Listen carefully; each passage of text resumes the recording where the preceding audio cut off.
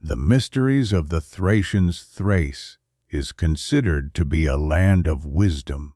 It was believed that in the northern lands ruled the son of the great mother goddess in his solar aspect, Apollo, who embodies luminous insight. The name Thracians was used for the first time by Homer. With it, he referred to the warriors who arrived from the lower course of the Maritsa River to aid in the war against Troy. The Thracians were a non-literate people. Knowledge among them was transmitted through special rites within closed, secret societies. This was a conservative type of culture, and very often the accumulated knowledge and skills were preserved for longer periods than in literate societies. Knowledge was passed on only to the worthy and the initiated. Those initiated to the highest degree attained energetic immortality. The rules by which a non-literate society lived were stronger than written legislation, and adherence to them was more strictly enforced. The legend of Orpheus. Orpheus was the son of Calliope and Aeger. According to mythology, he was the greatest musician and poet, whose songs enchanted wild beasts and made even rocks and trees come alive.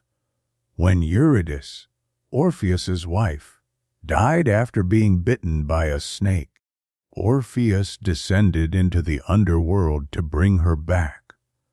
Legends say that the place he went to in order to retrieve Eurydice was the devil's throat, 30 kondubjad from Gela. His songs were so beautiful that Hades finally agreed to allow Eurydice to return to the world of the living. But there was a condition. Orpheus had to obey one rule. He must not look back while leading Eurydice upward. And just before the two of them reached the upper world, Orpheus looked back, and Eurydice sank once again into the underworld. Orpheus was inconsolable after losing his wife for a second time. He avoided the company of women and shunned ordinary human pleasures. One day, a group of Maenads, female followers of Dionysus, came upon Orpheus as he sat playing beneath a tree. They attacked him, hurling stones and branches at him. But Orpheus's music was so beautiful that it enchanted even inanimate objects, and everything thrown at him failed to strike him. Finally, the Maenads attacked him with their own hands and tore him to pieces. Orpheus's head floated down the current of the Gela River, still singing, and came to rest only on the island of Lesbos. The tempter Zalmoxis, the Geta, sacrificed their strongest youths to him 35 kilometers southeast of Silistra, on the border between the municipalities of Alphatar and Kainarja, lies the village of Strelkovo. There, lovers of ancient history and mysticism can find rocks that guard millennia old secrets. The stone sanctuaries are located along the beds of dried-up rivers. Chronicles recount that in this dry valley lay the kingdom of the Thracian demigod, king and priest Zalmoxis. He was born among the tribe of the Geta, but according to Herodotus, as a young man he wandered in Egypt and was later sold into slavery on Samos. In Hellas, the Thracian met Pythagoras and believed his teachings that death does not exist and that the body's final breath is the soul's flight toward immortality. When he returned to his homeland, Zalmoxis brought knowledge and wisdom from distant lands to the valley near the Danube.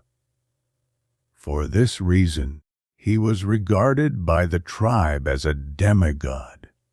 Legends say that to maintain the myth about himself, the wanderer spent years in a deep cave, hidden from human eyes. When he emerged from the underworld, he gathered the Thracians at feasts and banquets and taught them that when they left the earthly world, they would go to the heavens to join the gods. There they would dwell eternally, accompanied by pleasures. The ancients liked the promises of blissful immortality so much that they preferred Zalmoxis over Zeus as the ruler of their lives. As a sign of reverence, they performed sacrifices in his honor. The chosen offering was the youngest, strongest, and bravest youth of the tribe. He was thrown into the abyss of the cave onto planted spears. If he did not die immediately, the priest would say that he was a bad man, and therefore the gods did not want him in their heavenly paradise. The ritual continued until a sacrificial victim was found who would fly into non-existence without agony. Archaeologists claim that pagan sacrifices took place in the rocks and the 40 caves near Strelkovo. In the largest of them, Badzaliata, was located the divine temple of the Thracians. There, about 3 meters underground, there is a cult altar and a platform for offerings to the gods. A view of the ancient scene is also revealed from the stone throne carved into the rock outside the cave. Legend says that the priest Zalmoxis himself sat on the royal seat while the sacrifices whirled below, before his eyes. The remains from the Chalcolithic age that form a cultural layer in the area give historians grounds to turn legends into scientific hypotheses. The Valley of Zalmoxis still appears today in world annals thanks to the chronicles of Herodotus, which describe King Darius's campaign against the Scythians in 514 BC. Before reaching the Danube, the ruler had to subdue the Geta tribe of Zalmoxis, renowned as the bravest army in the Thracian lands. Their military fame secured the priest and his people a place in universal chronicles. Today, 25,000 years later, people from northeastern Bulgaria flock to the rocks near Kainarja, even though not all of them know their glorious history. They are drawn by legends of the site's mystical power, which heals physical and spiritual pain and charges visitors with energy. Folklore says that anyone who passes through the stone labyrinths leaves evil behind. A tourist center to be built near the rocks to attract more visitors and improve the quality of tourism. Local authorities have begun building a visitor center near the rocks. The complex will be housed in a 2-story building with a total floor area of 150 square meters. It will include exhibition halls, a cinema hall, and a panoramic terrace. Picturesque paths winding between a water cascade and rock gardens will lead tourists to the rock sanctuaries guarding the legends of Zalmoxis. The project is valued at 202,000 leva and is funded with European funds from the Rural Development Program.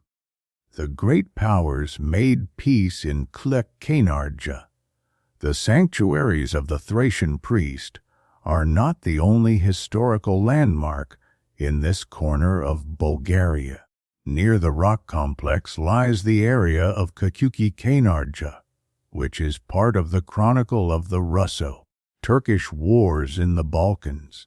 There, in 1768, Russia and Turkey signed a peace treaty that ended one of the so-called Crimean Wars. The truce, signed by Count Pyotr Rumyantsev and Grand Vizier Muhsin Zayd Mehmed Pasha, granted Russia the right to protect Christians on the Balkan Peninsula and ensured the independence of Wallachia and Moldavia. 14 years later, in 1892, when the Bulgarians were already free, the local people decided to commemorate the historic act that brought fame to their village. They built the Kysyuk Kainarcha fountain in celebration of the reconciliation between the two great powers. The entire life of the Thracians was ritualized. Some of the most complex rites they performed were connected with immortality. One of the key figures in Thracian mythology is Orpheus. He was considered a disciple and son of Apollo. The name Orpheus appears for the first time in a fragment by the Hellenic poet Iphicus in the 6th century BC and is accompanied by the epithet, the brilliantly renowned. The record reflects a centuries-old tradition of glorifying the generalized image of the singer, who is insightful, a healer, a teacher, a king, and a priest. Another mythical Thracian figure is Zalmoxis. According to Herodotus, Zalmoxis was a Thracian king and god of the Thracian tribe of the Geta, who believed in the immortality of the soul and the afterlife. The Geta believed that after death they went to Zalmoxis. They had a tradition of sending a messenger every 5 years to inform the god of their needs and desires. Herodotus says that Zalmoxis was a slave and a disciple of Pythagoras. After gaining his freedom and becoming wealthy, Zalmoxis returned to Thrace and introduced Pythagoras' doctrine among his contemporaries. The Thracian also traveled to Egypt. After returning to his homeland, he introduced among the Thracians the Egyptian ideas about the afterlife. Orpheus and Zalmoxis are generalized and immortal images of priest kings who are believed to have been deified.